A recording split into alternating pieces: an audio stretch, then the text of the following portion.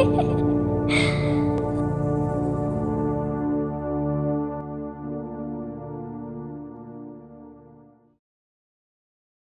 knew I'd end up dragging my backpack through a parking lot behind an old strip mall, checking the time on my cracked phone and wondering why I kept saying yes to things that were clearly messed up. But that's exactly where I was that night, trying to convince myself that meeting some guy for a room interview at midnight wasn't the worst decision I'd ever made. The hook for me was the price. He listed the room for $150 a month, all utilities included, and at that point I didn't have many options. I was already crashing on a friend's couch, and he kept reminding me his parents didn't want someone else trying to live there too long. So that listing looked like a lifeline I didn't want to lose. The guy had been messaging me nonstop all day. He kept saying it had to be midnight because his schedule was strict, and he judged people based on how they handled uncomfortable times. It sounded weird, but when you're locked into desperation, you start turning red flags into maybe it's not that bad flags. By the time I walked behind the strip mall to the address he sent, I already felt like the place was swallowing sound. No cars. No lights except for a flickering one on the back door, a giant dumpster that reeked. He showed up about 2 minutes later, walking fast like he'd been waiting around a corner. He had this clipboard tucked under his arm and a headlamp strapped to his forehead, like he was exploring caves instead of meeting someone looking for a room. He didn't say anything. He just motioned for me to follow him inside the back door of the building. It was colder in there than outside. The hallway felt like something unfinished, like the kind of place used for storage when no one wants to pay for proper shelving. I kept telling myself that maybe the room was upstairs or something. Maybe the building was one of those weird mixed-use places. Instead, he led me into a door that opened into an industrial storage space. The air tasted like dust and cardboard, rows of boxes stacked higher than my head. He pointed to a tiny corner sectioned off with a curtain and told me that was the room. He held up the clipboard like that explained everything. I stepped inside and realized the space was barely wide enough for a mattress. No window, no vents, just concrete floor and two storage racks forming the walls. Before I could process it, he handed me a stack of printed sheets. They were time logs. Every hour of every day, blank lines waiting for me to fill them. He said anyone who lived there had to document what they did, where they spent their time, and how efficiently they managed chores, because he ran something he called an optimization project. He didn't say this verbally, just tapped sections on the page and pointed at me like I should already know what he meant. I wanted to back up, but the curtain brushed my shoulder and reminded me how small that space was. I told myself that maybe he was just intense and weird, not dangerous. But then he pulled out another sheet that listed my social media accounts, including one I hadn't used in years. It had timestamps under each, showing all the posts he had checked. There were even notes about places I'd been in the last month. He tapped that paper too, like it was normal to gather all that before meeting someone. I tried to keep my face neutral while my brain started grabbing at excuses to leave. The whole thing felt like a trap disguised as charity. I didn't know why someone would want to track me or anyone that closely. He moved to the racks next to the curtain and adjusted something. I heard a soft mechanical wire. On instinct, I looked behind one box and saw a tiny camera lens aimed at the so-called room. There were more, every angle covered. My chest went tight, and I knew I couldn't live there no matter how cheap it was. But he stood between me and the door now, flipping through his clipboard like he expected me to start signing stuff. He wasn't big or threatening in a physical way, but the situation felt controlled. Too controlled. Like he'd rehearsed this. Like he wanted a person who wouldn't question why they had to track every hour of their life for someone else's project. I pretended to read one of the pages while inching sideways. I kept expecting him to stop me, but he didn't look up. The second his eyes stayed down long enough, I slipped past him, muttering something about needing another look at the hallway. I walked fast, but not running. I didn't want him to follow. Somehow I made it to the exit without hearing footsteps behind me. Outside, the cold air felt like stepping out of a chokehold. I didn't look back. I just kept moving until I hit a more crowded street. My phone buzzed with a new message from him. It said the meeting wasn't over and he needed to complete the assessment. Then another message, this one listing the bus routes I usually took and the times I liked to go out based on what he called digital mapping. He ended it saying he didn't appreciate people who wasted his time. I blocked him instantly, but that didn't stop the feeling that he knew more than he should. For a few nights I didn't sleep. Every sound outside my friend's house made me sit up. I kept checking windows to see if anyone was parked outside. I tried telling myself he couldn't do anything since he didn't know where I was living, But then I remembered all the online stuff he dug up without even meeting me. I finally stopped feeling watched weeks later when I moved to a different town for a temp job. I deleted half my accounts and locked down the others. I never heard from him again, but sometimes I think about how organized he was, how detailed his notes were, and I wonder how many people agreed to stay in that tiny storage corner because they needed cheap rent even more than I did. It bothers me how easy it was for him to look through my digital life. It bothers me more imagining how far he'd go if someone actually signed those logs.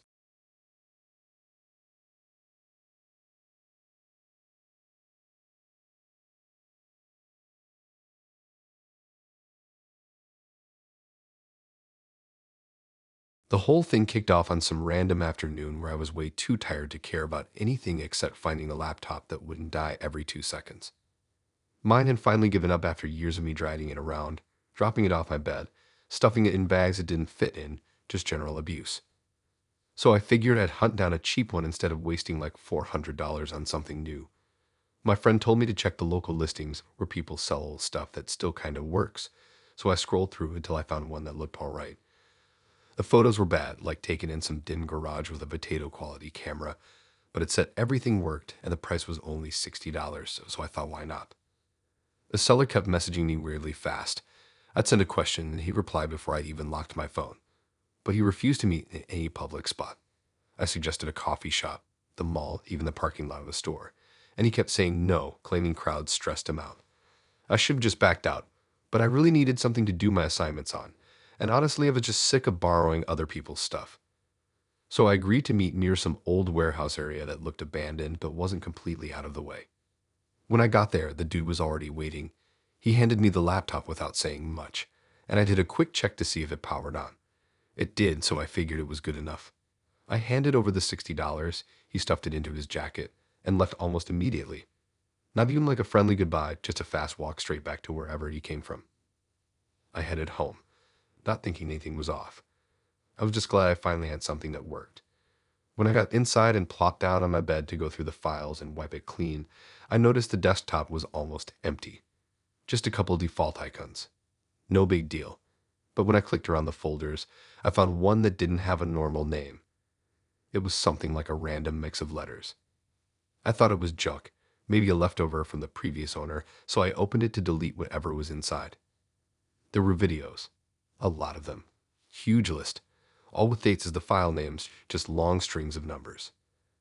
At first, I thought maybe he was into filming buildings or something, because one of the thumbnails looked like a street. But when I clicked the first one, it wasn't a street at all. It was a person walking inside their kitchen, making something on the stove. Totally normal until you realize the person wasn't looking at the camera. They didn't seem to even know it was there. The camera angle was weird, like from a shelf or ceiling light. I went to another file. A person asleep in bed, shot from somewhere high up, again totally unaware. Another video had someone folding laundry. Another had someone brushing their teeth. It was all regular life stuff, recorded in a way that made my stomach twist. I had no clue how he got these people on camera or why he saved everything like some giant catalog. I should have stopped watching right there. But I kept clicking because my brain was trying to figure out what exactly I was seeing. And the more I scrolled, the more I noticed the dates went on for months. Dozens of different people, different houses, different routines. Every single one looked like it was filmed from some hidden spot. I checked the most recent folder. There was a new file with that day's date. That alone freaked me out because I had only just bought the laptop. I clicked it before my brain could even process what that meant. It opened to a video of me. Not in my room. Not buying the laptop. Not right now. It was me walking to the meeting place from earlier that afternoon. Same clothes, same backpack, same headphones. The camera angle was low, from across the street or maybe from a car window. It followed me all the way until I reached the warehouse lot. The recording ended right as I turned the corner to meet him. I stared at the paused frame of myself for a long time. My face didn't even look real on the screen, like it was a version of me I never meant to see. The idea that he had been near enough to film me without me noticing made my skin crawl, but I kept telling myself I was overreacting. Maybe it wasn't him. Maybe someone else took that video. Except that didn't make sense because who else would be watching me walking to buy some cheap laptop? I checked more folders, trying to see if he filmed other buyers or if I was some one-time target. But there were no files of anyone else doing something like a meetup, just the everyday life recordings of people in their homes. Dozens of strangers he somehow watched long enough to build entire collections. It was like flipping through a catalog of stolen private moments, the kind nobody ever thinks about because they assume their house is their safe zone.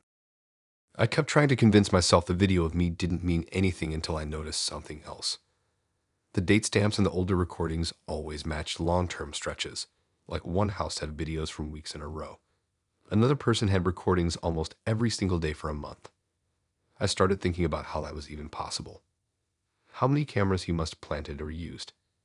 How many places he walked into without people knowing. How long he must have been tracking them. And then the worst part hit me. He filmed me walking toward him, which meant he was watching way before I ever showed up.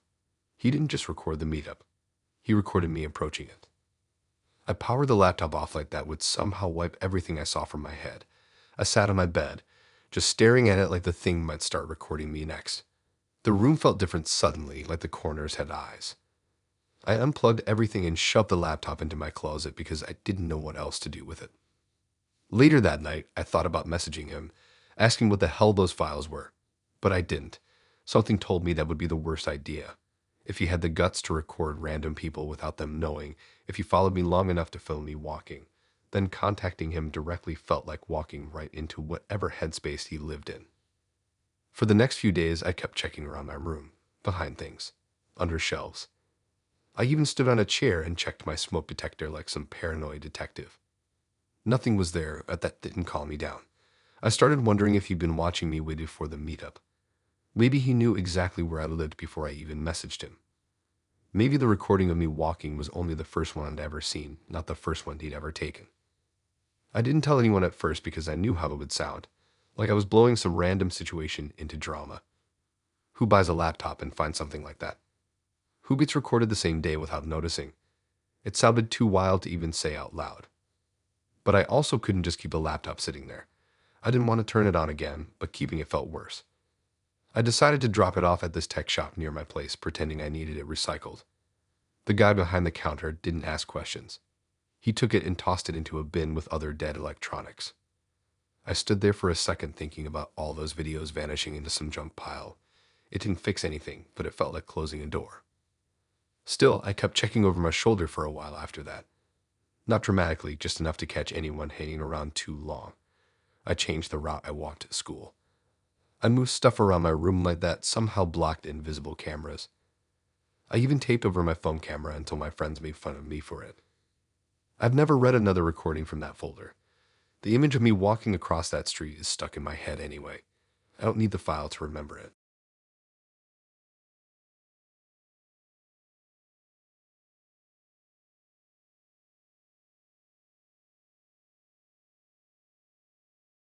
I'll start this one the way it actually hit me. Like one of those moments where you think you're being smart and responsible for once, and then it turns into something that makes you rethink every decision you've made for the last month. I was broke in that annoying in-between way where you're not starving, but you're constantly stretching stuff out, trying to make groceries last longer than they're supposed to. I'd been scrolling through listings looking for deals, coupons, anything, and that's when I found this post offering free groceries if you shared a detailed budget. Normally, I would scroll past, but the way my fridge looked made the idea seem way less strange than it probably should have been.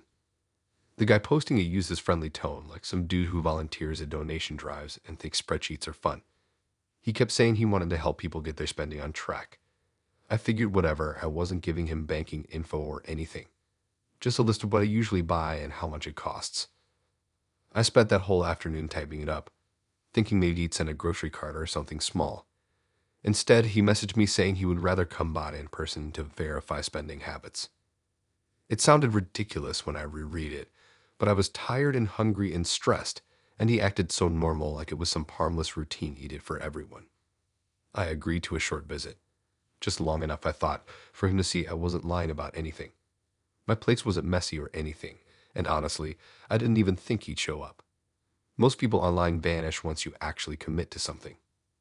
He didn't vanish. He arrived early, like 10 minutes before the time I gave him. He texted me from outside saying he was in the hallway. I opened the door expecting some older dude with a clipboard, but he looked totally average. Hoodie, glasses, smile that wasn't overly friendly but wasn't creepy either. He carried this small bag like he was bringing supplies. Right away, he stepped inside like he'd been there before. He said he wanted to get a sense of my food-related environment, whatever that meant. I stood by the door for a second, trying to figure out what exactly he was doing. He walked around my living room, glanced into the tiny kitchen, then looked at my shelves. At first, it felt like a regular home visit thing, but he kept talking about how interesting it was that I stored certain things where I did. I didn't think he paid attention to details like that. When he got to my closet, one I didn't open, I froze. He said something about wanting to understand how much I kept on hand across different categories. That was weird wording, but before I could say anything, he described stuff inside the closet. Not general stuff, exact things. A jacket I never wear, a box of random items I hadn't touched in months, a backpack that I hadn't seen since I shoved it in the back after moving in. The closet door was closed. I never opened it in front of him. My stomach dropped in this slow, sinking way that made everything else in the room feel farther away. I asked him how he knew what was inside, but I didn't raise my voice. It just came out sounding like I was confused in a casual way, even though my brain was firing off red flags every 2 seconds. He didn't even pause. He said he remembered from his last visit. Last visit. That sentence didn't make sense. I told him this was the first time he'd been here. He tilted his head like I'd said something silly and repeated that he'd already evaluated my space once before, but he wanted a closer look with me present. He said it in his calm tone, like it wasn't the most horrifying sentence someone could drop in my apartment. I didn't show him my apartment before this. I never met him before. I never sent him my address until that morning. I felt this pressure in my chest, like I was standing too close to something electrical. My mind ran through every possibility, trying to find a version where what he said didn't mean exactly what it sounded like. Maybe he mixed me up with someone else. Maybe he was talking about another client. Maybe he was lying for some weird reason, but each explanation fell apart as soon as I thought of it. I asked when exactly he had been here. I tried to phrase it in a weird, curious tone so he wouldn't hear the panic I felt. He said it had been a few days early morning, that he'd done a walkthrough to get a sense of my habits before receiving my budget list. I didn't even know my own schedule was predictable enough for anyone to just enter my place like that. I kept replaying the last few days, trying to remember if I'd left the door unlocked or if someone had followed me inside the building. But nothing fit. He started talking about how impressed he was by the way I organized my pantry cabinet, even though I didn't open it during the visit. He mentioned the arrangement of my shoes by the entry, something I had changed the evening before without thinking. He described a chipped mug on the counter that wasn't there this morning. It clicked then that he must have been in my place more than once. The idea made something cold settle behind my ribs. I stepped between him and the rest of the apartment without making it look obvious. He kept explaining how the items in my closet suggested certain spending patterns. Like the backpack meant I traveled more often. Like the number of sweaters meant I had seasonal purchases. Like the box of random stuff meant I liked stocking up on little things. He talked the way someone talks when they've rehearsed everything. I said I needed to grab something from my room and that we could finish the conversation in a minute. I didn't turn around until he nodded. I walked in slowly, closed the door, then locked it. My hands were shaking so much I had to grip the doorknob for a second before reaching for my phone. No signal. I moved to the window, still nothing. I tried to think if I'd ever checked for dead zones in my place before, but I realized I never had. I'd always just assumed my phone worked everywhere inside. My heart started beating way too fast, faster than anything felt normal. I didn't know if he had done something to block the signal or if it was just unlucky timing, but I knew I needed him out of my apartment. I opened the door partway and told him I had an emergency and had to take care of something right now. My voice cracked once, but I pretended it was nothing. He didn't argue or ask questions. He just said he understood and started heading toward the door. As he walked out, he said he'd be in touch once he finished analyzing the rest of my place. That sentence stuck in my head like a splinter. He said it so casually, like he wasn't confessing to breaking into my apartment before. I locked the door behind him as soon as he was in the hallway. Then I stayed completely still listening. I waited until I couldn't hear his footsteps anymore. When I finally checked my phone again, the signal was back like normal. I didn't sleep that night. I kept thinking about him walking around my place while I wasn't home, opening my stuff, looking through my things, standing right where I was standing now. The next morning, I checked my closet. Nothing was missing, but the clothes were pushed slightly to one side like someone had brushed against them. My jacket sleeve was bent in a direction I never leave it. The box on the shelf had been moved an inch or two. I noticed it because I always line it up with the wall so it doesn't fall. I thought about reporting him, but I had nothing solid besides his creepy comments. No proof he was ever inside. No cameras. No witnesses. Just that sinking feeling that someone had been in my space before I let him in. A week went by before he messaged me again. He said he had more feedback for my spending plan. I blocked him without opening the message. But that didn't really fix anything. I kept wondering how he got in the first time, whether he still had a way in, whether he'd been in other apartments in the same building, whether anyone else even realized he'd been there. Sometimes I still find myself checking the closet in the middle of the night just to make sure nothing shifted. I keep the chain lock on now, even during the day. I don't trust quiet hallways anymore. Hey guys, really sorry to interrupt. If you're still listening, then you're enjoying the story so far. And if you are enjoying, then please hit that like button. That's all I ask of you. Thanks so much. Now back to the stories.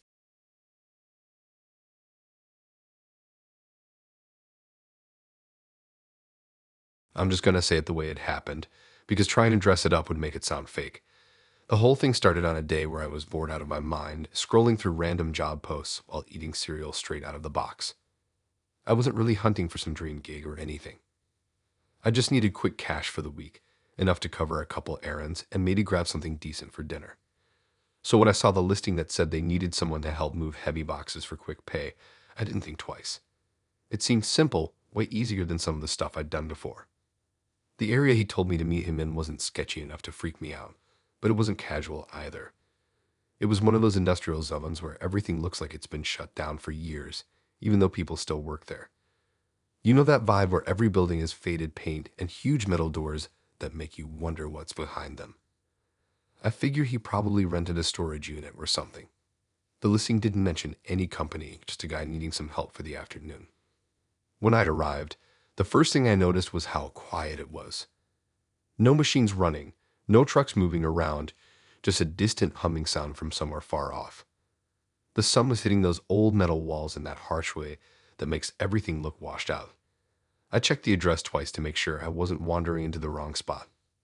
He stepped out from behind one of the warehouse doors like he'd been waiting. He looked normal enough, like someone you'd see carrying boxes at a flea market or directing traffic at one of those charity car washes. He waved me over and pointed toward the inside of the building without saying much. I followed him, expecting some messy storage area with dusty shelves and a hand truck leaning against the wall. Instead, the first thing I saw were the boxes. Dozens of them. Big ones, stacked in weirdly neat rows like they were arranged by someone who cared way too much about straight lines. Every box was sealed tight with thick tape, edges perfectly flattened, and each one had a name written on the top in black marker. Not labels, not codes, not numbers, actual names. First names, sometimes full names. All different, none familiar. That was the first moment where something didn't sit right, but I told myself it wasn't my business. Maybe he sold stuff for clients. Maybe each box belonged to someone who paid him to move things. People do weird organization stuff all the time, and I wasn't being paid to question anything. He told me to start loading the boxes onto this old cart he had. He didn't explain where they were going or how far. He didn't even mention how long the job would take. He just said the pay would be given once everything was moved, and that asking questions would slow us down. He didn't say it like a threat, just like a fact. I figured whatever, I'd load them, get paid, leave. The boxes were heavy. Not the kind of heavy where you think it's books or clothes. More like the kind where the weight shifts when you lift it, like there's something solid but not fully stable inside.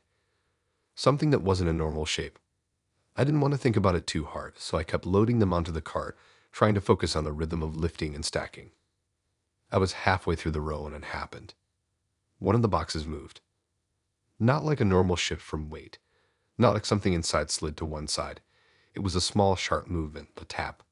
Soft, but unmistakable. At first, I thought maybe something inside had fallen. Maybe whatever was in there just settled because I bumped it. But when I adjusted my grip, it happened again. A tiny knock. A short, quick tap like someone flicked the inside of the cardboard. I froze with my hands still under the box. The warehouse felt suddenly too silent, as someone turned the volume down on the entire world. I tilted my head a little, trying to hear it again. The tap didn't repeat, but the box felt wrong now, like it had weight in all the wrong places.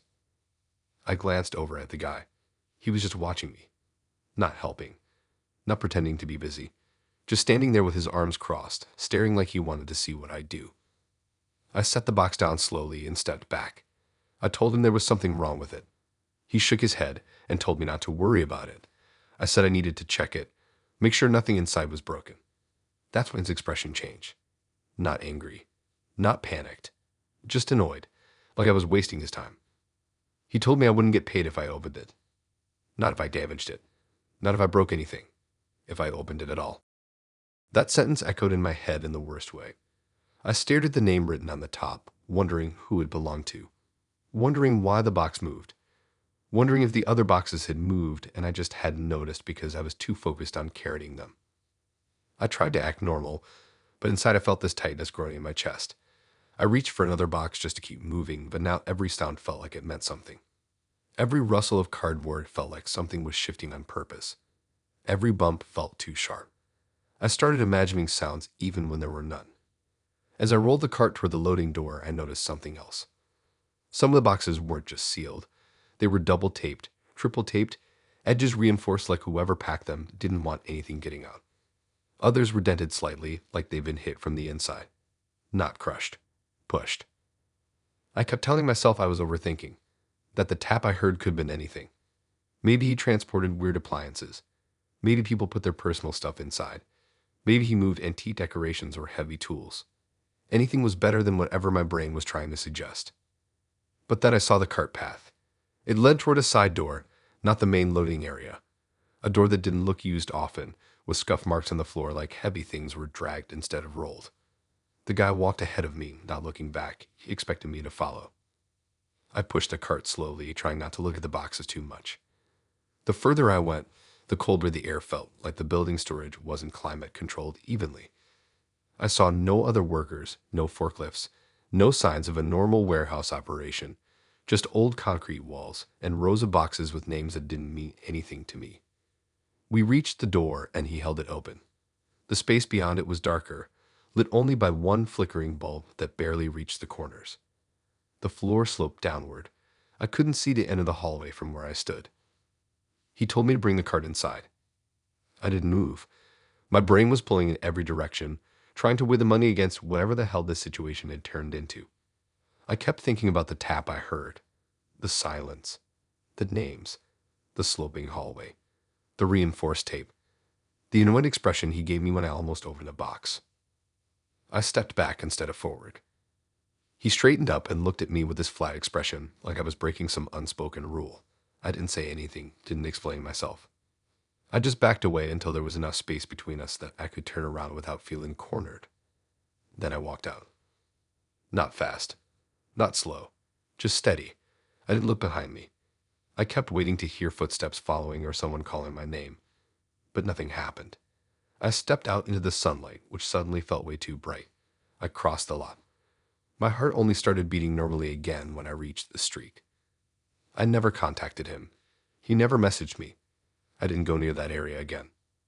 But sometimes when I'm trying to sleep, I think about those names on the boxes. I think about the tap I heard, and the way he stood there watching, like he knew exactly what was inside and exactly why I wasn't supposed to know.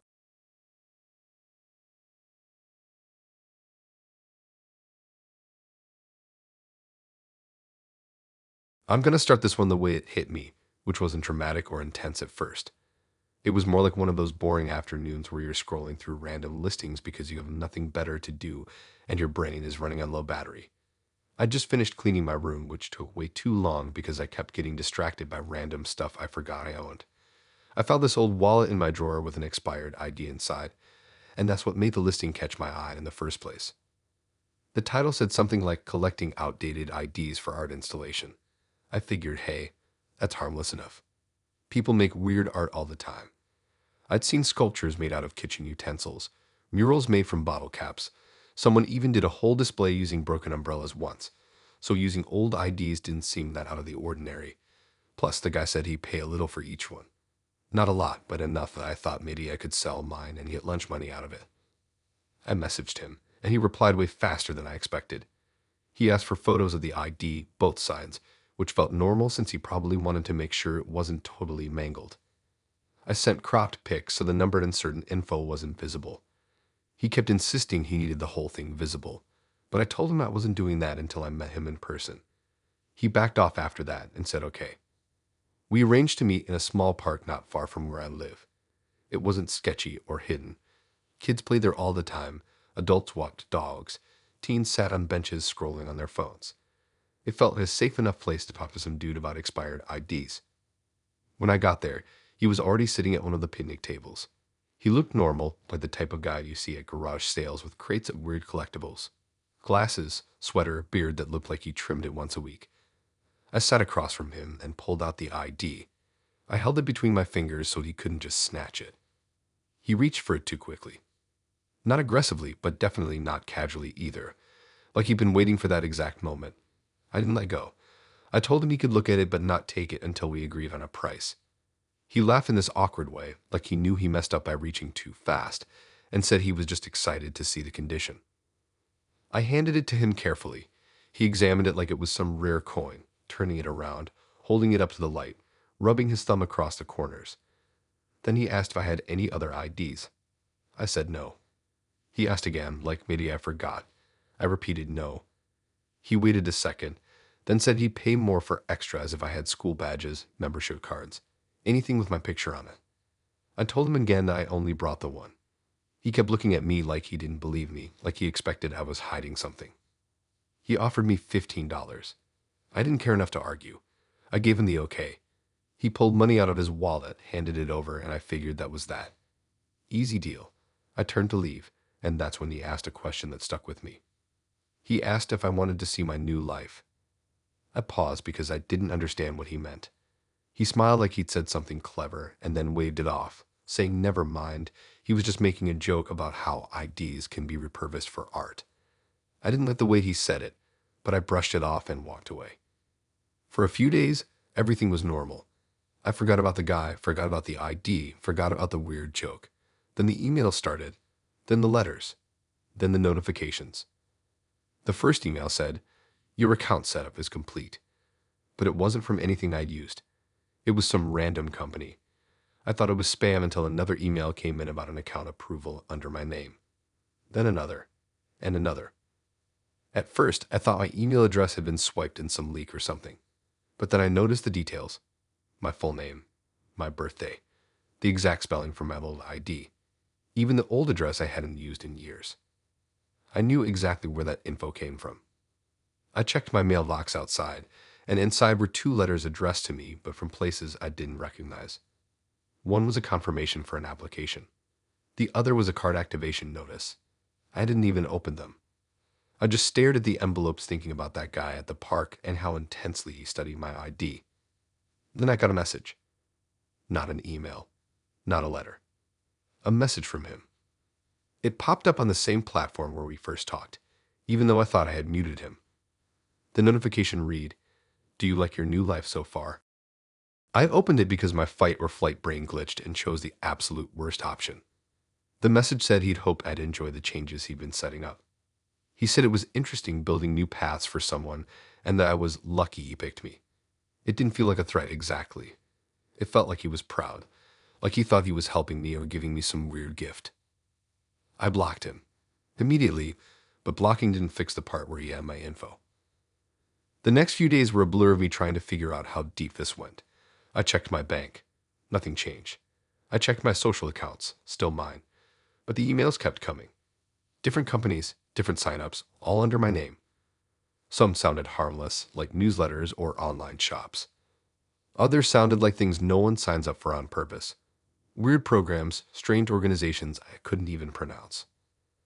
Every time I thought it was slowing down, I'd get another one.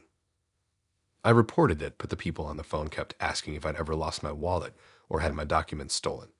I told them the story, and they acted like I was exaggerating or misunderstanding.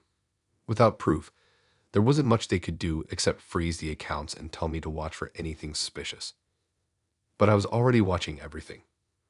One night, about a week after the message, I walked home from the store. When I reached my street, I noticed something on my doorstep. A small envelope. No stamp. No label. I picked it up and opened it right there under the streetlight. It was my old ID. The one I sold him. Except it wasn't exactly the same. He had cleaned it. The edges were sharper. The plastic looked newer somehow, like he polished it or replaced the laminate. And taped to the back was a note written in small, neat handwriting. It said, "This version works better." I don't know how long I stood there staring at it. It felt like everything around me got quieter, like the whole street was listening. I walked inside, locked the door, and checked every window twice. I tried to convince myself you only messed with online stuff, that the envelope could have been left any time, that he didn't walk up to my door at night, that he didn't know where I live now, except he obviously did, because the ID had my current address written on it in fresh ink, as if he'd updated it himself. I shredded the ID and threw it away in pieces. I deleted the old listing account.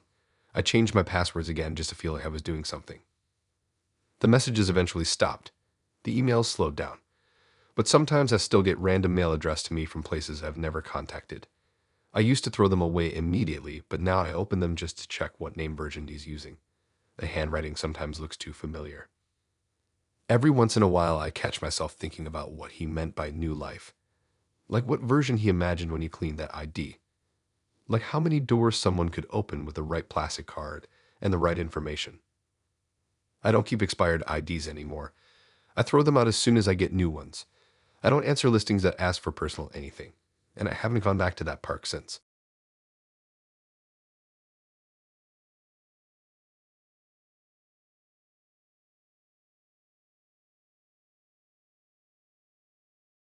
I'll strut this one in the way it actually rolled into my life, which was way more boring than it deserved to be. The whole thing kicked off on a lazy weekend where I was sitting on the floor of my room because my actual chair was broken. I leaned back too far a week earlier, and the legs snapped like they were made of noodles. I'd been saying I'd fix it, but honestly, I knew I wasn't going to. So I was scrolling through listings trying to find something cheap but not ugly, something I wouldn't be embarrassed to have sitting in my room if someone ever visited. That's when I found the post about vintage chairs. It wasn't one chair, but a whole set. The photos made them look kind of cool in that old school, mismatched thrift store way. The seller said they came from some old motel that closed down years ago. I thought that sounded interesting enough. Plus, he was only asking $40 for all of them. 4 chairs for $40 felt like a steal, so I messaged him before someone else could grab them. He replied slower than most sellers I'd talked to, but he wasn't weird or pushy. The only strange thing he insisted on was delivering them himself. He said he had a truck and that the chairs were heavier than they looked. I didn't really care who dropped them off.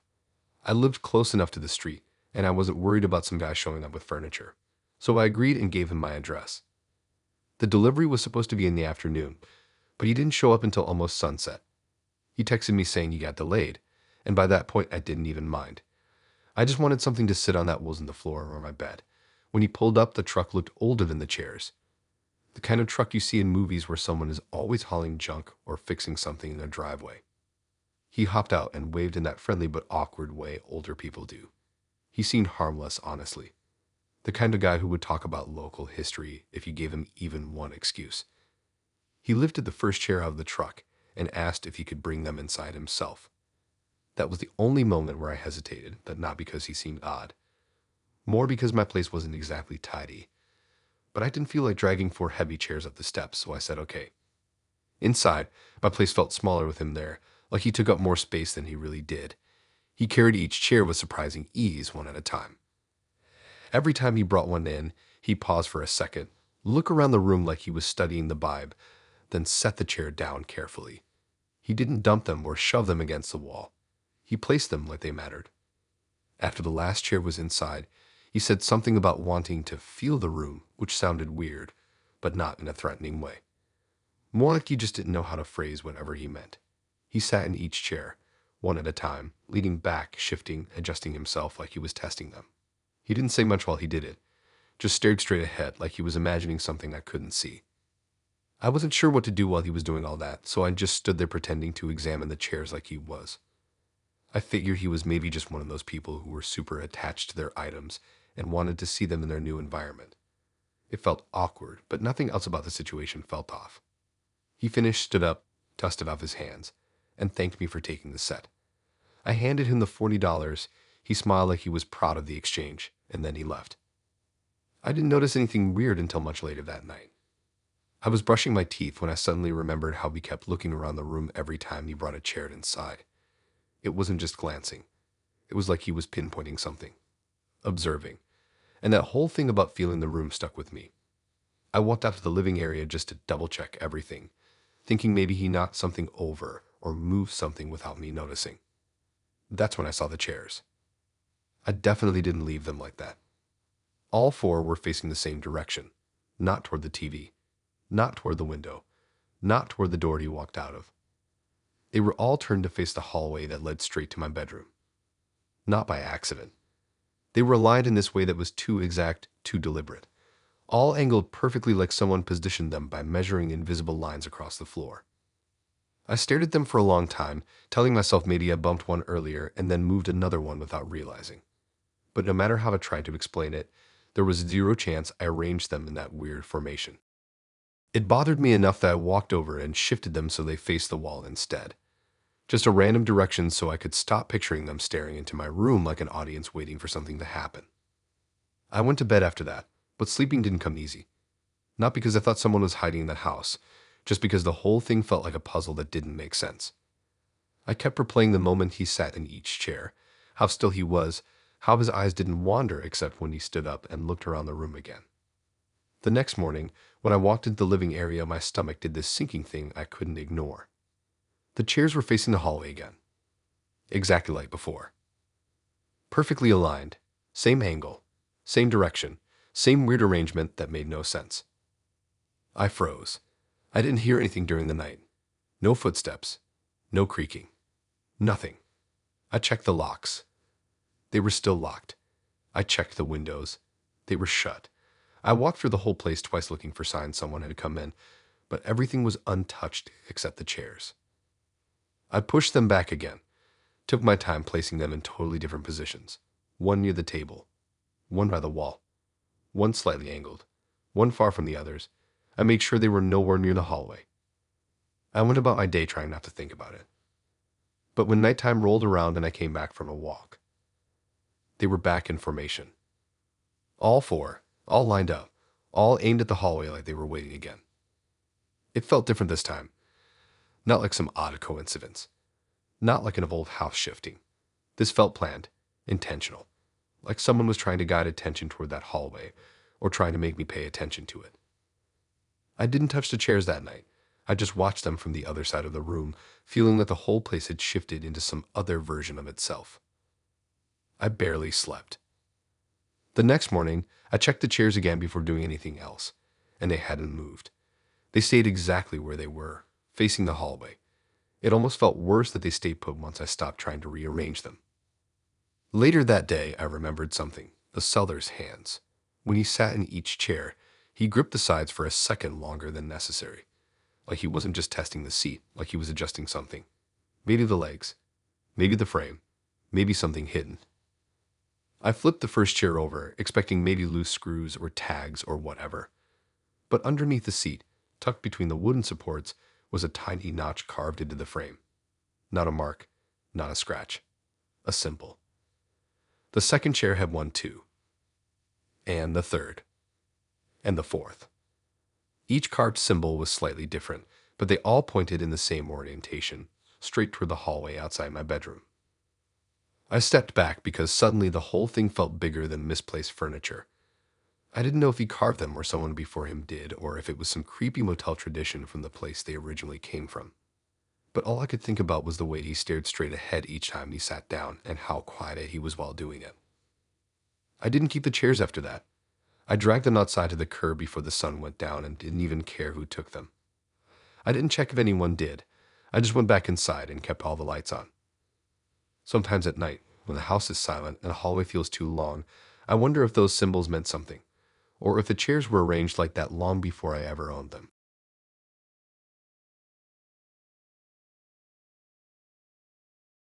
Let me just start this one the way it felt in my head that day, because I wasn't in danger mode or anything at first. It was just one of those mornings where everything goes wrong for no dramatic reason, like the universe is nudging you into making the dumbest choices. My bus app kept glitching, my ride was late, my phone battery was low, and I was already behind schedule.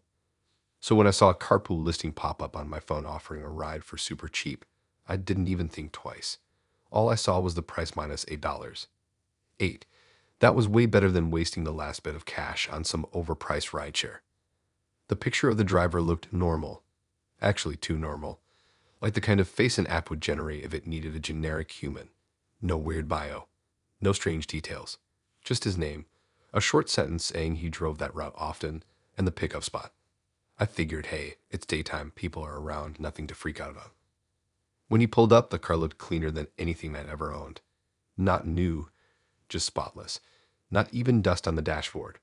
He leaned over and unlocked the passenger door manually, which I thought was kinda old school, but nothing weird. I got in, buckled up, and tossed my bag by my feet. Right away, he told me not to use my phone during the ride. Not in a rude way. More like he was asking me to respect some rule he had. He said it interfered with the car's system. I didn't know what that meant, but I'd heard older people say stuff like that about Bluetooth or GPS, so I shrugged it off and tucked my phone in my pocket. I figured it wasn't worth arguing over a cheap ride. For the first 10 minutes, everything felt normal. The guy drove steadily, not swerving or anything. The windows were cracked open just enough to let air in. He hummed the way people do when they're trying to fill silence without talking. I stared out the window, thinking this would actually work out pretty smoothly. Then I noticed the route. He wasn't taking the main road at all. He turned off way earlier than the app route usually showed. I didn't say anything right away because sometimes drivers take shortcuts or avoid traffic. But then he turned again, and again. Soon we were in some industrial area I didn't recognize, blocks of concrete buildings, chain-link fences, old warehouses with peeling paint. The kind of place where every corner looks the same. I asked him where he was going. Not accusingly, just like a heads up that I knew this wasn't the right direction. He didn't answer for a long second. Then he said he just needed to make a quick stop. The words sounded calm, but the way he gripped the steering wheel made me pay attention. My heartbeat started picking up, not in fear yet, but in that uncomfortable something is off way. I reached down, pretending to adjust my shoelace, but really I wanted to check my phone. It was in my pocket, but I didn't want him to notice me grabbing it. I tried to open it without raising the screen too high, but the moment my thumb lit it up, he glanced over sharply. He said I needed to keep it put away. Not loud, not angry, just firm, too firm. I shoved it back in my pocket, trying to stay calm. I looked out the window again, checking for landmarks or signs or any clue where we were. It was all endless concrete. Every building looked abandoned or half-used, the kind of spot where no one pays attention to who comes and goes. He slowed down near a long warehouse with rusted gutters and tall metal doors. The parking lot was almost empty except for a couple old vans. He pulled the car into a corner spot and shut the engine off. The air suddenly felt heavier without the rumbling sound of the car running. He reached for something near his door. Keys, maybe. I tried my door handle just to see if I could get out while he wasn't looking. It didn't budge. Not even a little. He locked the doors from his side. I didn't notice when. I tried again, quieter. Nothing.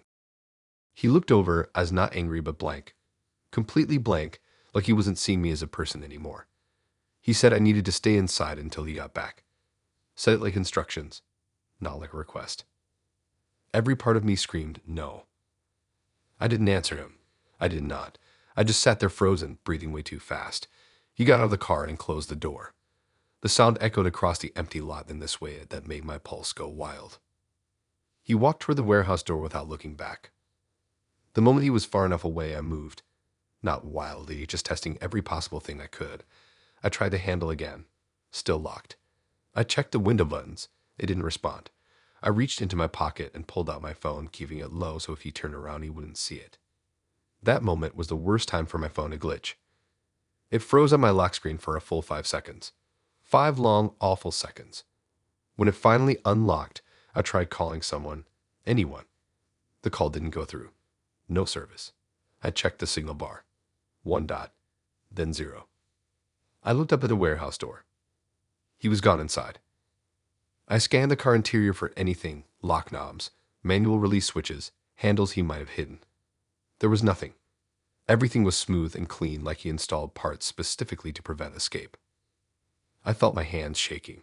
My throat got tight. I tried the handle again anyway, even though I knew it wouldn't work. Panic does that. Makes you try the same thing again, like maybe you'll get lucky. I stared at the warehouse door, half expecting him to come back out dragging something or someone. Every second, he was inside, stretched out like elastic. My brain ran through every scenario: running, hiding, breaking the window, smashing the lock, kicking the door, yelling for help. Except no one was around. Then I saw something. On the passenger side near the floor, half tucked under the seat, there was a small lever. It didn't look like part of the car's original setup. It looked added. I didn't know what it did, but I pulled it anyway because doing nothing wasn't an option. The lock clicked. I didn't wait. I shoved the door open and bolted out of the car so fast I almost tripped. I didn't look at the warehouse. Didn't look for him. Didn't care if he heard me. I just sprinted across the lot toward the street because running meant distance, and distance meant maybe I'd survive whatever this was about to be. I didn't stop until I reached a road with houses and people and noise. Only then did I turn around. The warehouse was just a gray block in the distance. No sign of the car. No sign of him. No sound. Nothing. I didn't go back for my bag. Didn't care. Didn't even think about the money I spent. I just kept walking until my legs felt steady again, then called someone to pick me up once I finally had signal. I reported the listing. The account disappeared within a day. But I keep thinking about the part that matters most. He only locked the doors after we were off-route. He knew exactly when to change the plan. He knew exactly where to take me. And he didn't even need to hurt me, he just needed me trapped.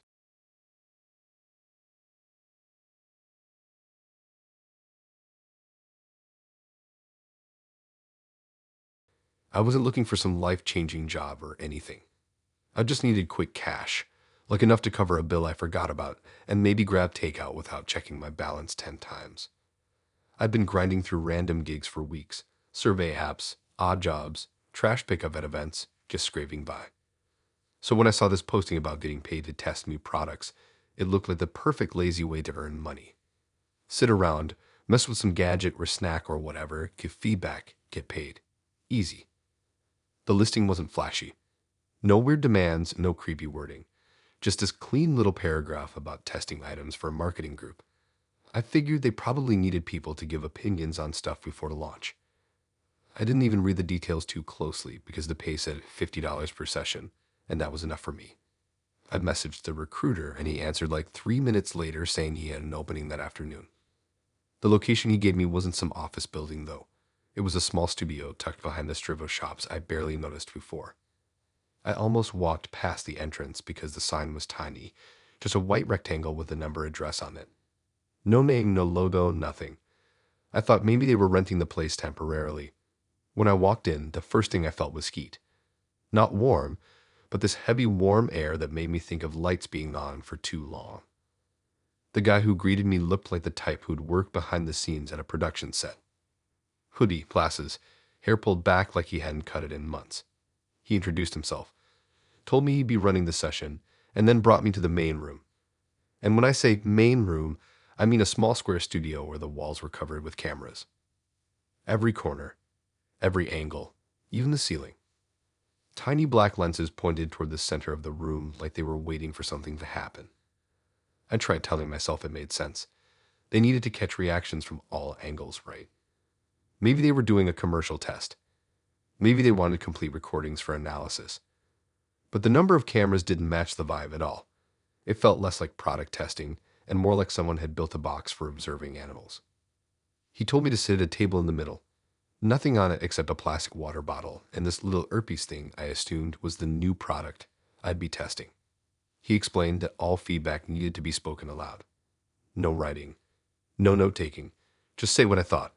He said it like it was a fun twist, but the way he looked straight at me when he said it made me think he'd get annoyed if I didn't follow it. I asked if I could at least use my phone to jot down thoughts while testing. He said no immediately. That was the first time his tone shifted. Not angry, just sharp.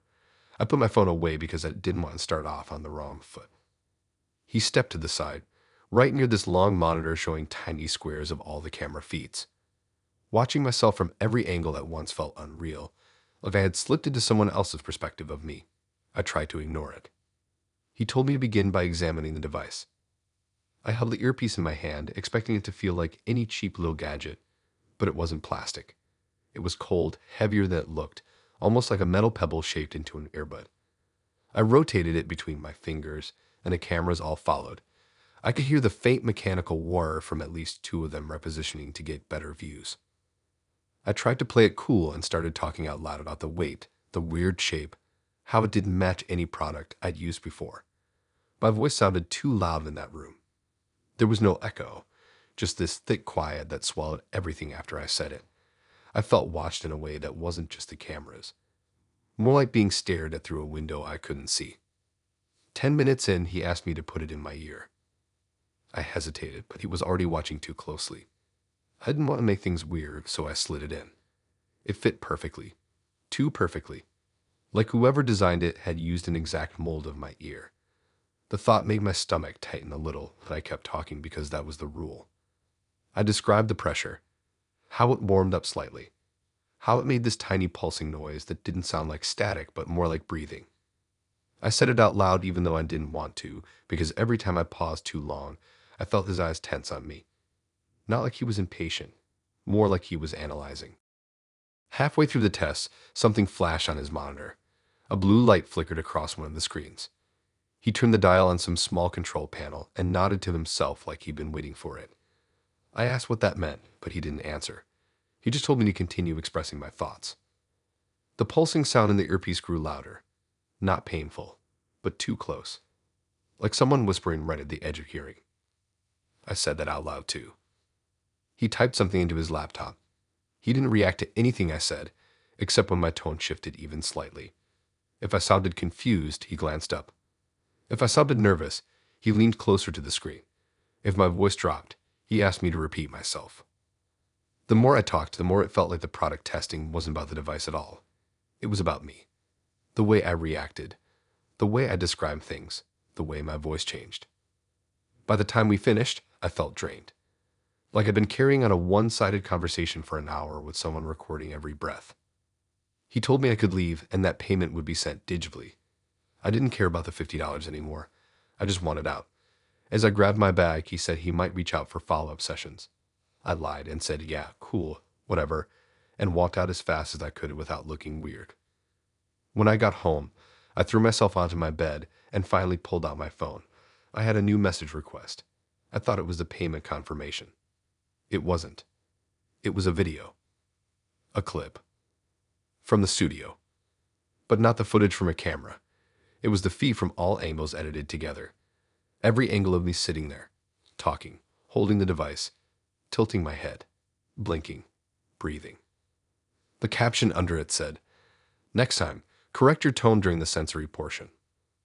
I stared at it for a long time, trying to breathe slowly even though my chest felt tight. He shouldn't have had my number. I gave him nothing except a username from the gig platform. I didn't sign anything. I didn't log in at the studio. I didn't connect to their Wi-Fi. Yet he found me anyway. The next day, I checked the platform listing again. His posting was gone. Not booked. Not archived. Gone. The studio address didn't show up on maps anymore. Not even as a blank building. It was like it never existed. I still check my messages late at night in case he sends another clip. I deleted the first one, but the image of me surrounded by cameras never left my head. Sometimes when I'm alone in my room, I swear I can hear that faint pulsing again, not in my ear, but just behind me.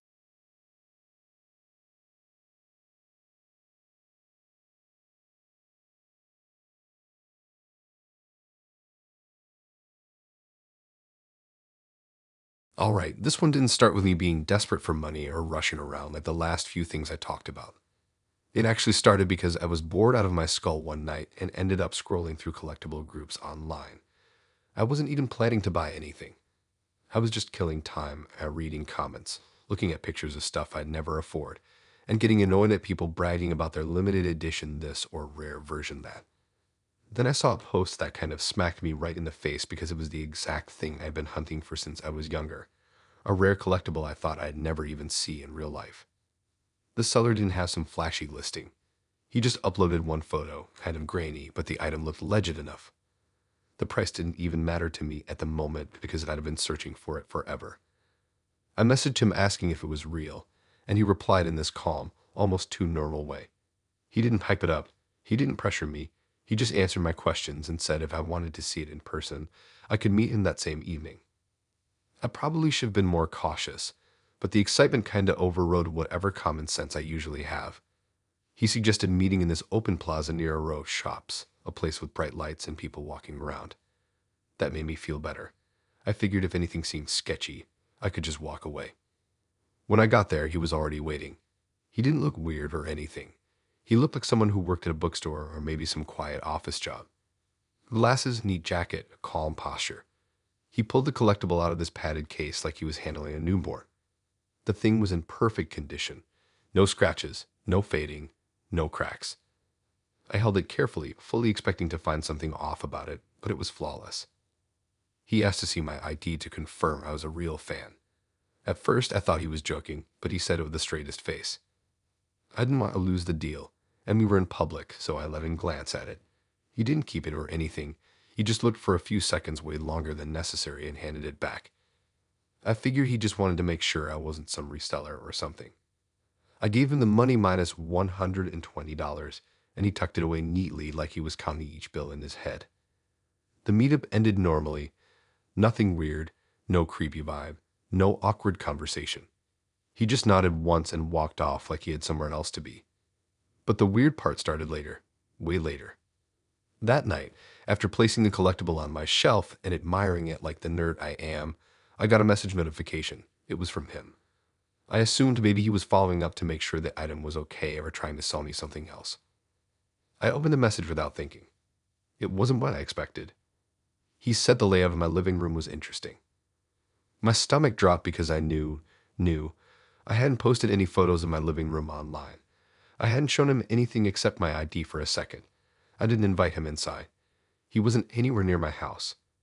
He shouldn't know what my living room looked like in any universe.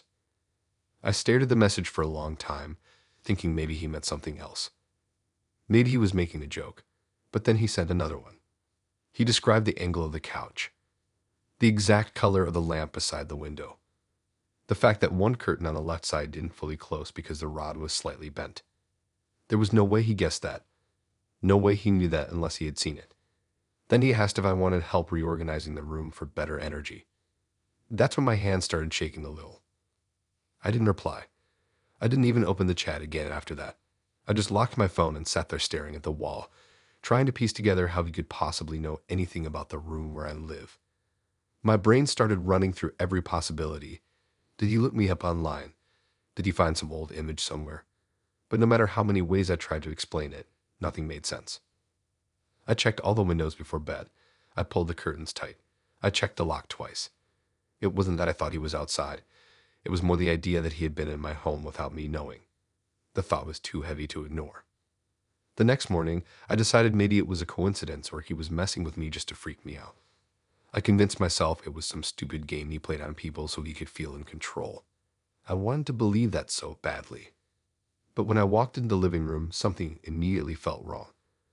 Not wrong like things were missing or broken. Wrong like something had been touched. The curtain that never fully closed. Fully closed. Perfectly straight. I didn't do that. I know I didn't. I stood there staring at it, feeling the slow, unpleasant crawl spread across my skin. I walked around the room, checking everything. The couch looked fine. The lamp was in the same place. The rug wasn't moved. The shelf with the collectible was untouched. Except, the collectible I bought was facing a different direction. When I placed it on the shelf, I put it angled toward me because that's how I liked it. But now it was turned completely forward-centered, like someone had adjusted it to line up perfectly with the shelf edge. I picked it up and set it back the way I originally placed it, just to make sure I wasn't freaking out for no reason. It definitely wasn't how I left it. That whole day, I couldn't stop replaying every detail of the meetup. How long he held my ID. How long he stared at it. The slow way he inspected the collectible. How calm he was. How quick he left afterward. My ID had my address on it. He had everything he needed. I blocked him. deleted the chat, locked my doors again. That night, around midnight, my phone buzzed. Not with a message, with a friend request. From an account with no picture, no name, no posts, just one line in the bio. I can help you fix the folding problem on the left curtain. I didn't sleep, not even a little. By morning, the entire listing for his collectible account was gone, his profile wiped clean.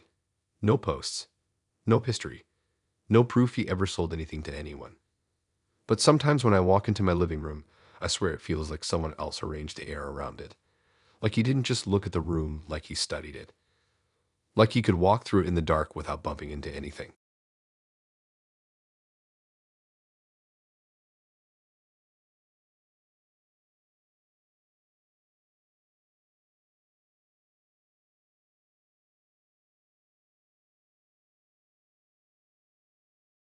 I'll start this one completely differently from the others because honestly, this situation came out of nowhere and didn't even start on a stressful day. It actually started on one of those weirdly peaceful mornings where everything feels too calm.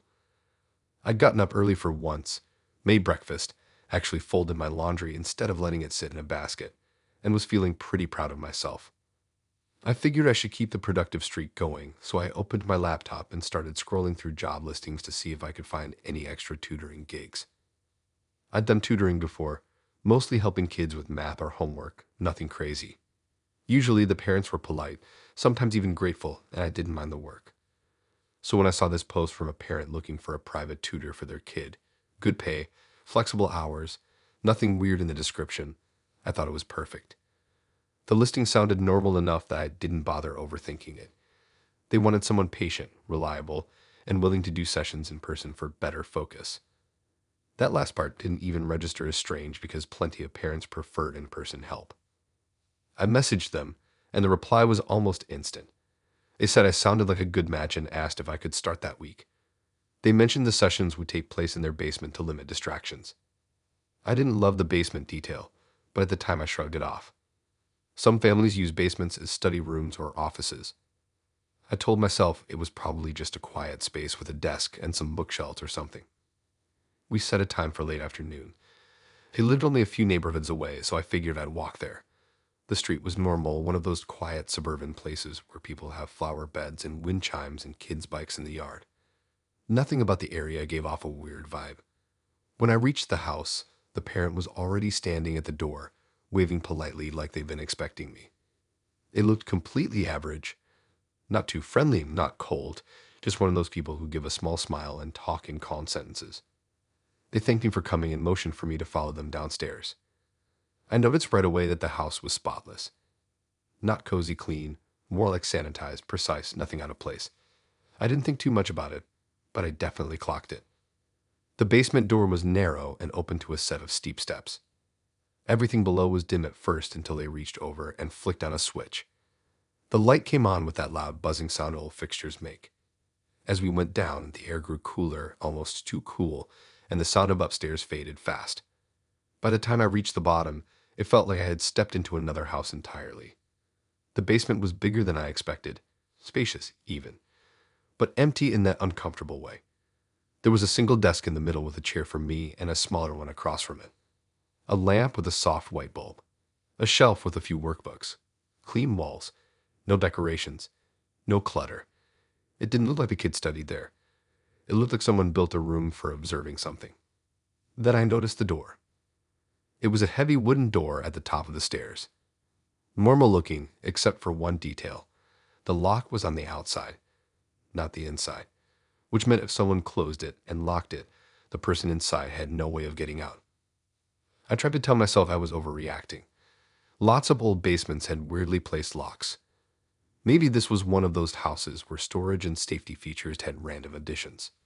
Still, it was impossible not to notice. The parent walked over to the desk and pointed at the chair I was supposed to sit in. Their instructions were soft and polite, almost too measured. Before I could ask where the kid was, I noticed something else.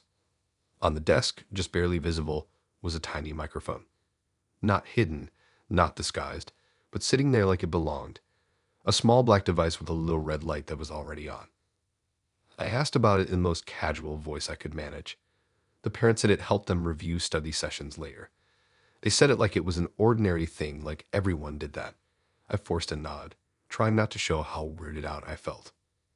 I asked again about the student. The parent said the kid would be down soon and asked me to look over the materials while we waited. They left the basement, walking up the stairs slowly. When they reached the top, they pressed a hand to the door, just resting it there, not closing it yet, and looked down at me like they were checking something. Then they said they'd be back in a few minutes. The door shut. Not slammed, just carefully closed. But the sound of the latch sliding into place was unmistakable. I froze in the chair for a second, trying to tell myself maybe they locked it out of habit. Maybe they didn't want pets or other kids coming down. But the longer I sat there, the more the silence set in. I could hear nothing from upstairs. Not footsteps, not voices, nothing. The air was still, and the microphone's tiny red light blinked every few seconds like it was watching me. I stood up and walked to the stairs. The door didn't open when I pushed lightly. I tried the knob. It didn't move. I didn't want to make noise, so I didn't shove or pound on it. Instead, I took a slow breath and backed down the steps, thinking hard. I scanned the room again. There were no windows, no vents big enough to matter, no other exits. The shelves were bolted to the wall. The desk was too heavy to move without scraping the floor. It hit me then that this basement wasn't designed for studying. It was designed for keeping someone in one place. I checked the microphone more closely. It wasn't some cheap recorder. It was professional. High quality. Too high quality for random tutoring sessions. Minutes passed. I kept glancing at the stairs, expecting to see the parent or the kid or anyone. The longer the door stayed shut, the louder my heartbeat got. I didn't want to panic, but the situation didn't look good. I decided to check the rest of the basement. Behind the shelf, there was a small storage area. It looked empty at first. When I stepped inside, I noticed something on the floor. A scuff mark. A long, dark streak like heavy furniture had once been dragged across that exact spot. The dust was disturbed in a pattern that didn't match the rest of the room. Like things had been moved in and out, a lot. Something else caught my eye. Tiny holes along the wall, evenly spaced and low to the ground. Not big enough for wires I could see, but definitely made for something. I got this cold feeling in my chest that made it hard to breathe. I backed out of the storage section and returned to the main room, trying to think of any logical reason for all of this. The microphone blinked again. At some point, I had to sit back down. Acting scared wouldn't help, and I didn't want whoever was watching to know I was freaking out. If they were watching, and I was beginning to feel like they were. After what felt like forever, could have been 10 minutes, could have been 30, I heard footsteps above me. Slow ones. Not rushed, not hurried. Almost thoughtful. Then the sound of something metal sliding. Another lock. The door now turned. The door swung open, and the parent stepped inside. Not the kid. Just the parent. They looked calm, maybe even more relaxed than before. They'd apologized for taking so long. They said something came up with the kid and the session would have to be rescheduled. They didn't mention the locked door. They didn't explain why they left me down there alone. They just stood there smiling politely, like nothing strange had happened. I wasn't about to ask questions. I grabbed my bag and walked up those stairs fast, but not suspiciously fast. When I stepped past them, the air upstairs felt different, lighter, warmer, less suffocating. I thanked them even though I didn't mean it, made some excuse about checking my schedule, and left. I didn't stop walking until I was halfway down the block. That night, I got a message from the parent. Let me know when you're available for the next session. I didn't reply. I blocked the number. I didn't take any more tutoring gigs on listings after that. But sometimes late at night, when I'm trying to sleep, I remember the microphone blinking in that empty basement, recording everything, even when I didn't say a single word.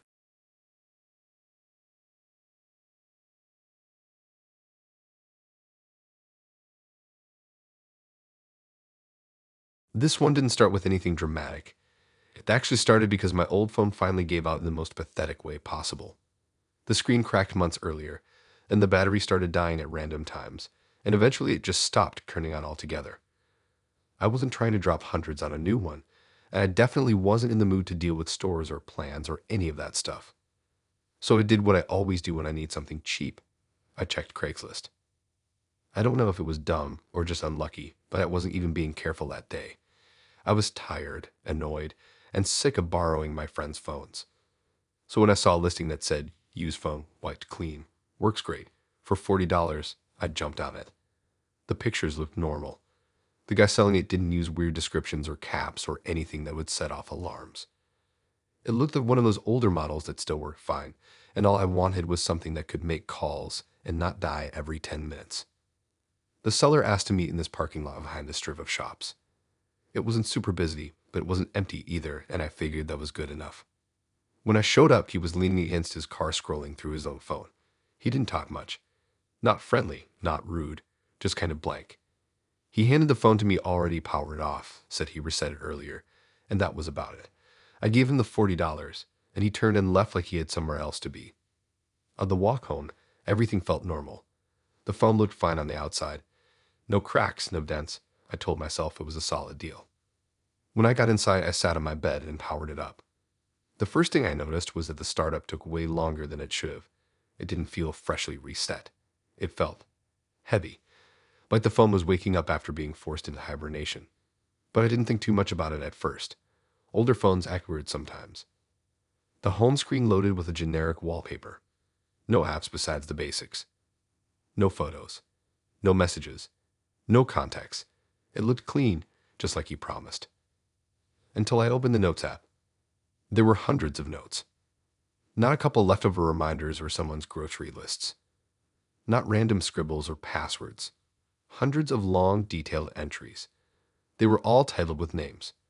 Some names repeated dozens of times. Some had initials only. Each note had timestamps. Sometimes multiple entries for the same day. I clicked the first note. It listed a person's name and then described what they did every hour. When they left the house, when they returned, what time they checked the mail, what lights they turned on. It was specific in a way that made my stomach twist a little. I thought maybe it was from some writer or someone doing research for a story or a project, but the detail was too real, too boring, too day-to-day. No writer would track someone brushing their dog at 7:13 in the morning. Trying to calm myself down, I opened another note. Another person. Different house. More routines, times, movements. I scrolled down further until something made me freeze. Some notes weren't just about routines. It described the layout of people's houses, which windows they opened most, when they locked certain doors, when they forgot to lock certain doors, which nights they fell asleep on the couch instead of their bed. I felt myself breathing faster without meaning to. This wasn't research. This was surveillance. The entries went back months. Months of watching these people in ways that didn't make sense unless the person writing them was doing it on purpose. I tried telling myself maybe the seller bought the phone from someone else who did all this. Maybe the seller didn't know. Maybe it wasn't his fault. I wanted to believe that. Then I scrolled to the last entry. It had today's date. The entry before that, 2 days earlier. All the notes before looked routine, but the last one stood out. It only had one line. My name. And the exact time I would arrive for the meetup. Not a guess. Not an approximate window. The exact minute I walked up to him in that parking lot. My hands were sweating at this point. I kept looking at that line, half hoping I was imagining things. I tried to convince myself there was some explanation that wasn't terrifying. But there wasn't. He wrote it before I arrived. Before I even left my house. Before I even messaged him that I was on my way. The phone felt hot in my hand suddenly, like it wasn't supposed to be with me. I backed out of the Notes app and checked the other folders. Nothing else seemed unusual. No hidden photos. No audio files. No strange apps. Just that one app full of people's lives written down like a logbook. I locked the phone and set it on my bed, trying to make sense of it. The seller didn't seem nervous when we met. He didn't rush. He didn't stare at me weirdly. He acted like the meetup was completely normal. And maybe to him, it was. Maybe he had been watching way more people than I realized. And if he tracked me enough to predict the exact minute I'd show up. How long had he been watching? I didn't sleep that night. Every sound from outside made me sit up. Every car engine passing by made my heart jump. The next morning, I powered the phone up again, even though I didn't want to. The notes were still there, still untouched, still detailed, still tracking strangers I didn't know. I thought about deleting everything, but I knew deleting the notes wouldn't erase whatever he already had somewhere else. And I didn't want to keep a phone that he clearly used for reasons I didn't understand. I powered it off, shoved it into a drawer, and left the apartment for a bit just to breathe. When I came back later in the afternoon, the drawer was slightly open. I never leave drawers open. I walked toward it slowly, barely breathing. The phone was where I left it, but I knew that drawer wasn't open earlier. Something about it being even a couple inches off made my skin crawl. Maybe I forgot to close it. Or maybe someone looked. I checked the lock on my door. It was still locked. Nothing else in the apartment looked touched. But the drawer being open was enough to send my thoughts spiraling. Later that night, I got a message from an unknown number. Just one line. Glad the phone still works. No name. No emoji. No typo. Just that exact sentence. I blocked the number immediately, turned my phone off, then turned it back on just to check the room behind me wasn't reflected in the screen at a weird angle. For days after that, I kept thinking I heard footsteps outside my door. Sometimes I waited with the lights off to see if a shadow would pass under the crack. I eventually threw the used phone into a public electronics disposal 10 miles away from where I live. But even now, sometimes I wonder if throwing the phone away did anything at all. Because whoever wrote all those notes didn't need the phone to know where people were. They already knew.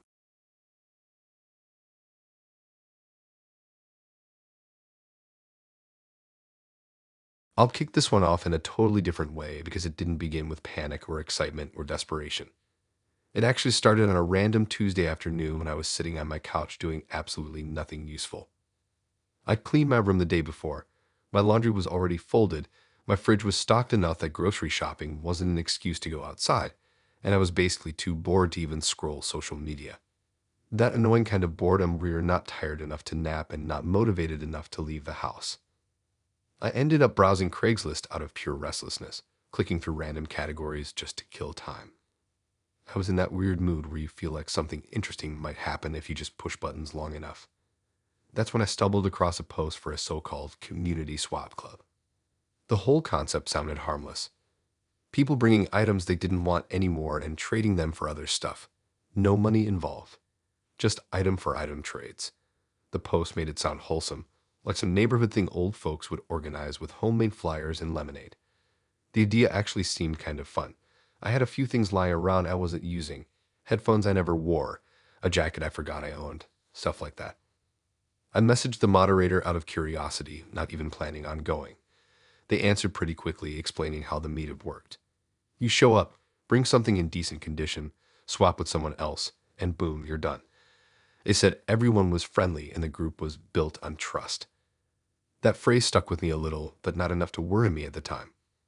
The meetup spot was a small community room behind the library. Bright place, glass walls, nothing sketchy about it. When I walked in, there were maybe 10 people inside, all ages, all chatting casually. Tables were lined up in the center with items on them. Books, tools, blankets, old electronics. Nothing expensive, nothing weird. I brought a pair of noise-canceling headphones and placed them on the table. Within 5 minutes, someone reached for them and offered me a backpack in exchange. It looked like a decent trade. The backpack wasn't new, but it wasn't beat up either. Solid straps, lots of pockets, nothing ripped. I took it, thanked them, and that was that.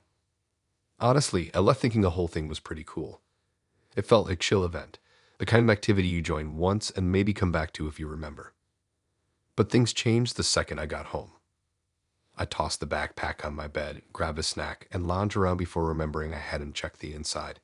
I unzipped it, expecting old pens or receipts or something from the previous owner.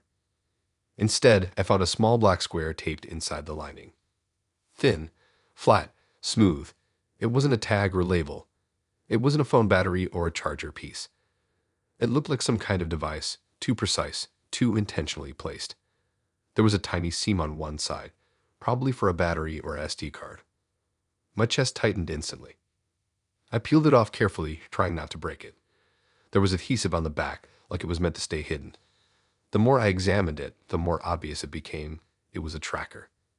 Not a fitness tag or key locator.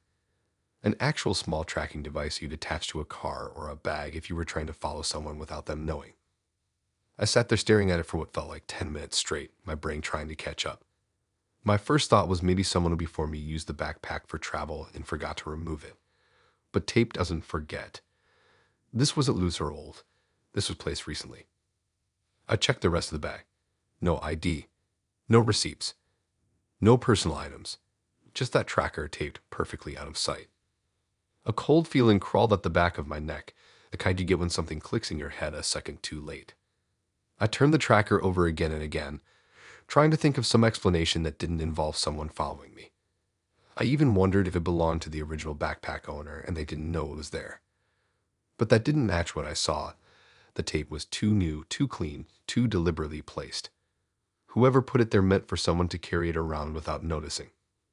Before I could talk myself down from the panic rising up, my phone buzzed with a new message notification. It was from the SWAT club moderator. I didn't even remember giving them my number. The message said, "I noticed you removed the tracker. Can you tell me why?" My heart dropped so fast I felt dizzy. I stared at the message, blinking hard, hoping I was misreading it. But no, it said exactly that. I didn't reply. I didn't even open the chat fully. I just locked my phone and sat there with the tracker in my hand, suddenly aware of how quiet my apartment was. A second message came in 30 seconds later. Everyone in the community keeps the tracker on their swapped items. It helps ensure trust. That word again. Trust. I read that message twice, trying to make sense of it. Why would a group need a tracker for trust? Why would they track people after a swap? What exactly were they monitoring? I forced myself to open the conversation, partially because I knew I needed to see what else they'd say. The third message popped up just as I clicked. "Why did you take it out?" The phrasing wasn't angry. It wasn't frantic. It was calm. Too calm. Like they were expecting me to justify something I didn't even know I was supposed to do. I typed out a reply, something like, "I didn't know it was part of the swap." But before sending it, I stopped, because something felt wrong. Answering them felt like stepping into a trap I hadn't seen yet. Instead, I closed the app and turned the phone off completely. I knew that wasn't enough, so I grabbed the tracker with a tissue and dropped it into an old tin box from my desk. Not airtight, but definitely enough to block the signal, at least temporarily. I shoved the tin into the back of my closet. Then I noticed something that sent my thoughts spiraling even faster. I had walked home. Which meant the tracker was active before I found it. They already knew where I live. My chest tightened again worse than before. I paced my room trying to think logically. Maybe they only tracked the bag during meetups. Maybe they only activated the device during events. Maybe I was freaking out over nothing. Except their message proved otherwise. They knew I removed it, not it stopped working, not the signal glitched. They knew I physically removed it, which meant they were actively monitoring it in real time. I turned my phone back on hours later, half expecting the moderator to have sent more messages. There were 3. "You haven't responded. Please put the tracker back." And the last one. "We don't like when members hide." That one froze me completely. I blocked the number, deleted the app I used to join the club, deleted the email thread, but none of that changed the fact that somewhere out there, the moderator or someone else from that group knew exactly where I had last been before the tracker went silent. That night, every noise outside made me jump. Every car door, every set of footsteps in the hallway. I kept checking the peef, checking the door crack because I suddenly didn't trust that my apartment was as private as I thought. I didn't sleep. The next morning, I stuffed the backpack into a trash bag, tied it tight, and hauled it to a dumpster far from my building. Then I dumped a tin with the tracker in a recycling bin on the opposite end of town. I felt paranoid doing it, but the thought of keeping either item anywhere near me was unbearable. I never heard from the group again. No threatening messages, no friendly invites, nothing. But sometimes when I'm walking home and I see a car parked longer than it should be or someone sitting alone in a public place watching people come and go, I get that same cold feeling from the moment I found the tracker. Like maybe someone in that group didn't stop watching just because I stopped replying. And every time I think about that swap event, the people chatting, the moderator smiling, the tables lined with harmless items, I wonder how many of those things had trackers hidden inside. How many people walked out of that room with more than what they traded for? How many people never even noticed?